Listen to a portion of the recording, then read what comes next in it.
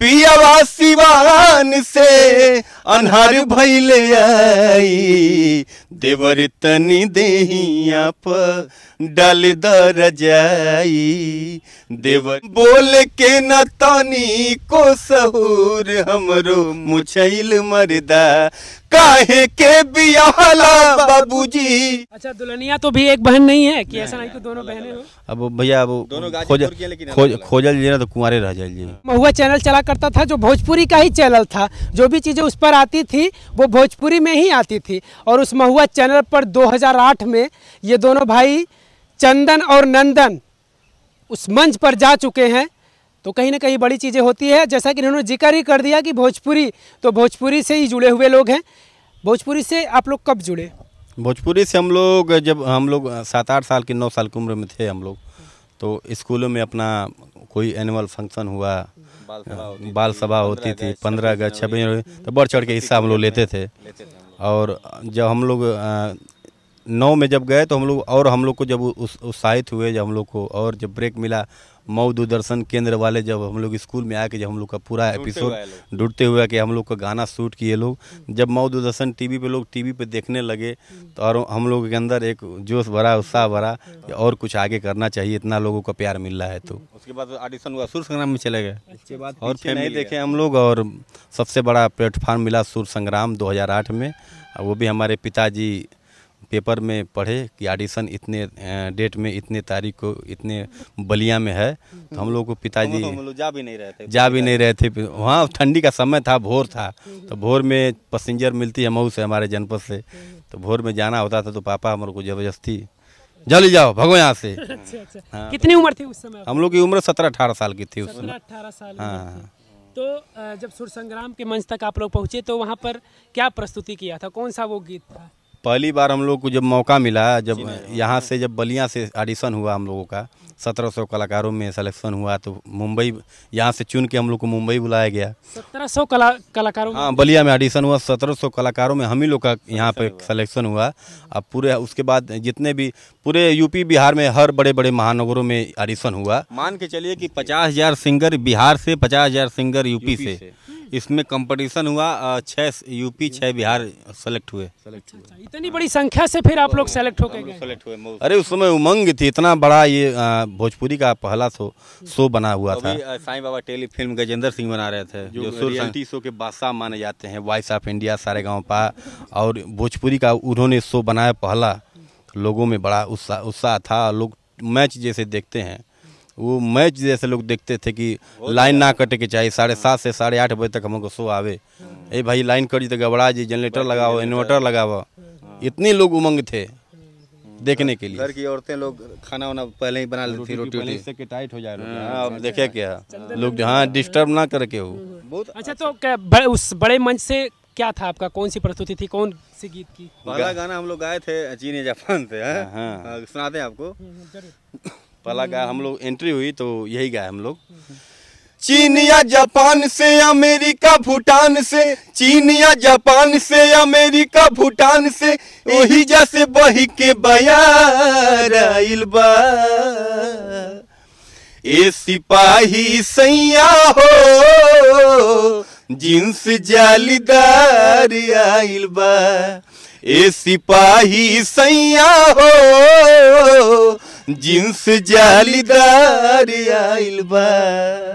इसी गाने से हम लोग एंट्री किया था गाना। अच्छा। हाँ, उसके बाद फिर क्योंकि जब मंच पर गए होंगे तो एक ही गीत से तो आपको सेलेक्ट नहीं किया गया होगा? हम लोग गाए थे, उससे बड़ा पहचान मिली हम लोग की। जहाँ जाते लोग आज भी फरमाइश करते लोग वाला गाना का आप गाइए, सुनाते हैं आप लोगों को। काहे खिसियाइल बाड़ू जान ले बुका हो, काहे खिसियाइल बाड़ू जान ले बुका हो, बोला हमर सुगनी परान ले बुका हो, बोला हमर सुगनी परान ले बुका हो। काहे खिसियाइल बाड़ू जान ले बुका हो, काहे खिसियाइल बाड़ू जान ले बुका हो, बोला हमर सुगनी परान ले बुका हो, बोला हमर सुगनी परान ले बुका हो। बहुत खूब, बड़ी अच्छी आवाज़ हो, बड़ी मधुर आवाज़ है। हम कहें तो इनके पास से हटने का दिल नहीं कर रहा है कि लगातार हम सुनते रहें कुछ न कुछ। ये संगीत का मज़ा होता है। इसके आगे की लाइन, झुमका झुलनी चूड़ी कंगन हार बनवाली, ऊपर से नीचा वाले तोह के सजावाली। झुमका झुलनी चूड़ी कंगन हार बनवाली। ये गाना तब का है जब और पति से अब उनकी बीबी गुस्सा हो जाती है। पति बेचारा मनाता है तो बोलता है कि तुमको मैंने ये ला कर दिया, तब काहे गुस्सा हो? किस बात का गुस्सा है? उसी समय का है, वो कहता है। हाँ। झुमका झुलनी चूड़ी कंगन हार बनवाली, ऊपर से नीचा वाले तोह के सजावाली। सोनरा के सगर दुकान ले बुका हो, अब का सूरज और चांद ले बुका हो। बोला हमर सुगनी परान ले बुका हो, बोला हमर सुगनी परान ले बुका हो। वाह भाई वाह। भगवान से मैं यही प्रार्थना करूंगा कि इन दोनों भाइयों की, चंदन और नंदन की जोड़ी ऐसे सलामत रहे और लोगों के बीच ये चलती रहे, क्योंकि इनकी आवाज़ों को सुनकर हर कोई दीवाना हो जाएगा, जितनी मधुर इनकी आवाज़ें हैं। कुछ और बातचीत हो जा रही है, उसके बाद फिर हम गीत तो सुनते रहेंगे इनसे जब तक, क्योंकि समय भी थोड़ा सा पर्याप्त है, इसलिए हमारी चीज़ें चलती रहेंगी। एक चीज़ें लोगों के मन में सवाल रहता है कि भाई बचपन के बारे में थोड़ा सा जिक्र करते हैं कि आप लोगों के बचपन कैसा रहा? कभी ऐसी कोई आप लोगों के साथ कुछ हुआ हो कि ये आप हो भुगतना इन्हें पड़ा हो? हाँ, ये तो विद्यालय छोटे से पढ़ने जाते थे हम लोग, तो जैसे मान लीजिए बच्चों में झगड़ा हो जाता था, जैसे तो हम मारा पिटी हो जाता था दूसरे लड़कों से, तो जाके शिकायत करता था, नंदन मार के चले जाते थे। हम बैठे हैं तब तो दूसरे अपना दो चार अपना मित्र लेके आया, हमको मार दिया। फिर ये चलता रहा था कि हमको यार कैसे हमको मार दिया, हम नहीं मारे थे, नंदन मारा था। जानकारी नहीं है हमको, जानकारी कुछ है ये नहीं है, आके मारने लगे सब। तो ऐसा अक्सर होता रहता था। हाँ, और दोनों लोग मिलके खेत खाए, जोल्हा पिटाता। अच्छा, ये तो आपने नुकसान बताया कि भैया मार के ही गए, मार खा गए आप। फायदा क्या मिला आप लोगों को? कभी ऐसा कुछ फायदा जब था कि जब दोनों लोग जब भावनिया बौरा मतलब हुमच के मारल जाते जानी मिल के लपट के। हाँ, फायदा ये होता था। हाँ, अपना गुस्सा निकालते थे। बचपना में होती थी जो आप अक्सर जुड़वा भाई में होती है, लोग फायदा उठा लेते हैं, लेकिन उस टाइप का नहीं। बिल्कुल। शादी तो आप लोगों की हो ही चुकी है? जी, शादी हो चुकी है। शादी कैसे हुआ था? आपको दिखाकर इनकी शादी हुई थी कि आप? नहीं, दिखाने की बात नहीं है। नंदन भाई ये साल भर 45 मिनट बड़े हैं, तो माताजी बोली कि हमारा तो मन है कि दोनों का एक ही साथ शादी किया जाए, एक ही साथ दोनों दुल्हन आएंगी। लेकिन पिताजी हमारे सबसे घर में सबसे छोटे, 2 बार लोग आएंगे तो अच्छा रहेगा, कि साथ शादी हो जाएगा तो खत्म कोई अबे नहीं करेगा। हाँ, 2 बार लोग आएंगे, घर मनसायन ना हो, सब एक के संगे आगे जी खत्म हो जी मामला। 2 बार बारात। हाँ, 2 बार बारात जी आई तो मनसायन लगी, तो एक साल का अंतर रहा हम लोग का। लेकिन जो शादी का डेट था, पंडित जी से नंदन शादी भी जैसे भाई का तब 28 जनवरी, तब पंडित से हमारो जब डेट बोल तब माता जी कहनी कि पंडित जी ऐसा जुगाड़ लगाई कि डेटवा एक के संगे ना भले, लेकिन डेटवा एक के संगे मिल जाए इनका। तो पंडित जी कहना कि बहुत सही है, 28 जनवरी इनका भी कीजिए। तो दोनों लोग का 28 जनवरी के शादी हुआ। 1 साल का डिफरेंस था, लेकिन डेट वही। सालगिरह साथ मनाते हैं हम लोग। हाँ। अच्छा, दुल्हनिया तो भी एक बहन नहीं है कि ऐसा नहीं कि दोनों बहनें हो? अब भैया अब खोजल जी ना तो कुंवारे रह जाइए, जुड़वा कहाँ मिली है। ऐसा कुछ डिमांड होता तो शायद ऐसा कुछ हो जाता। बाद में पता चला जब नंदन की शादी फिक्स हो गई, तो उसके बाद मनोज भैया पता चला कि मनोज भैया 2 लड़की जुड़वा हैं, तो प्रस्ताव जब वही बोले थे, मंच पे ही बोले थे कि इनका शादी हम ही कराए। हाँ, दोनों जुड़वा लेकिन से जब इनका व्यवस्था बन गई, तब हम कहीं जब चिड़िया चुग गई खेत तब क्या हुई भैया, अब चले तो जाए था, कोनो बात ना। चलिए, बातें तो हमारी चलती रहेंगी, वो सिलसिला जारी रहेगा, लेकिन मैं चाहूँगा कुछ और हो जाए, कुछ गीत। जरूर जरूर जरूर। एक जैसे आजकल मोच का जमाना है, एक पत्नी है, उसको पति चाहता शहर कदम मोचमुंडा लड़का। हाँ, तो अब जब शादी हो गई मोच वाले मर्द से, तो शिकायत करी अपने पिताजी से। क्या करी है देखिए। काहे के बियाहला बाबूजी, काहे के बियाहला बाबूजी, हमके भोजपुर हमरो मुछैल मर्दा कि हमरो मुछैल मर्दा बोले के न तनी को सहूर हमरो मुछैल मर्दा बोले के न तनी को सहूर हमरो मुछैल मर्दा काहे के बियाहला बाबूजी काहे के बियाहला बाबूजी हमके भोजपुर हमरो मुछैल मर्दा कि हमरो मुछैल मर्दा बोले के न तनी को सहूर हमरो मुछैल मर्दा। बहुत खूबसूरत। हाँ हाँ। अच्छा, एक चीज बात आती है जब भोजपुरी का जिक्र होता है कहीं, क्योंकि जो भोजपुरी का ये दौर है इस समय अश्लीलता युक्त है, मुक्त नहीं कह सकते, मुक्त तो करना चाह रहे हैं लोग कि मुक्त हो, लेकिन अश्लीलता युक्त है। आप लोग क्या करते हैं भैया, अश्लीलता में है लिप्त हैं? देखिए, हम तो दूसरे का ठिकाना नहीं, हम लोग शुरू से ही अश्लीलता नहीं गाए। हाँ, बच बजा के चलते हैं, हमारे श्रोता कम रहेंगे, वही मेरे लिए अच्छे हैं। देखिए भैया, अश्लीलता जो गाता है, पहले जो गा रहा है, पहले अपने सोच के देखे कि जो मैं गाना गा रहा हूँ हमारे परिवार की जो हमारी बहनें हैं, माएँ हैं, चाची हैं, वो सुन सकती हैं। इस पे तो ध्यान देना चाहिए। अब देखिए, अब यूट्यूब का ज़माना है, लोग गा दे रहे, अश्लीलता न चाहते हुए भी वायरल हो ही जा रहा है। और लोग बजा रहे हैं, खेत में बजा रहे हैं। अब तो वीडियो देख रहे हैं कि अब किसी का नाम से अब गाना बन रहा है। अब देखिए, बिरादरीवाद, इसमें जात पात, अरे कलाकार की कोई जात बिरादरी नहीं होती है, कलाकार एक अलग बिरादरी होती है। नहीं गाना चाहिए, बिरादरीवाद तो गाना ही नहीं, जातिवाद पे नहीं चलना चाहिए। अंगों पर जो अंगों पर प्रदर्शन करें, कलाकार ये गलत है, नहीं करना चाहिए। कलाकार सबके लिए बराबर है। हमारी भोजपुरी इतनी भाषा इतनी अच्छी है, मीठी है, लोग उसको गंदा कर रहे हैं। हाँ, बिल्कुल सही कह रहे हैं आप।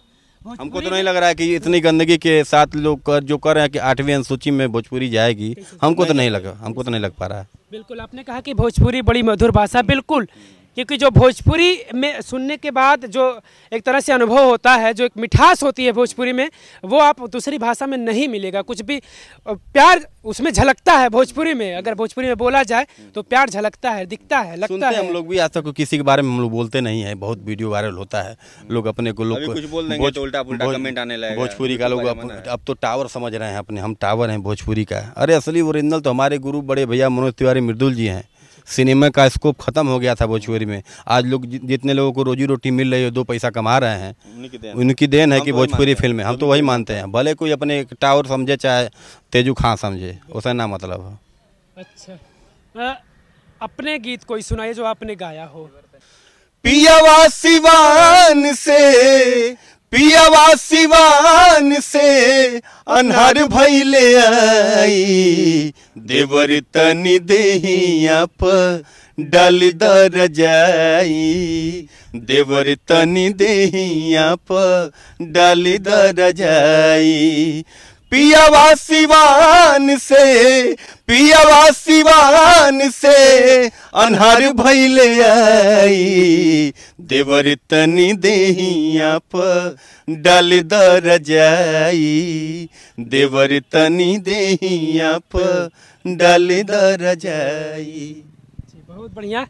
अच्छा, ये बताइए, इस समय के इस दौर में भोजपुरी का कौन सिंगर आपको लगता है कि उसके गाने ज़्यादा बेहतर होते हैं या ज़्यादा अच्छे लगते हैं? सभी जानते हैं भैया, पवन सिंह बेस्ट, जिसको लोग मान के अपना आदर्श मानते हैं। लेकिन हम अच्छा गाते हैं, लेकिन पवन सिंह भी जो अश्लीलता है उसमें थोड़ा कदम रख दिया। पवन भैया अगर हमारे, वो तो खुद ही अच्छा गाते हैं, उनको नहीं गाना हमारे वीडियो को अगर पवन भैया देखेंगे तो एक ही निवेदन भैया कि जो आपको सुन के, जो देख के आपको आदर्श मानते हैं अपना, लेकिन आपका कोई गाना अश्लीलता हो जाता है, तो इसके लिए आप थोड़ा खुद, आप ब्रांड हैं, आप तो खुले ब्रांड हैं।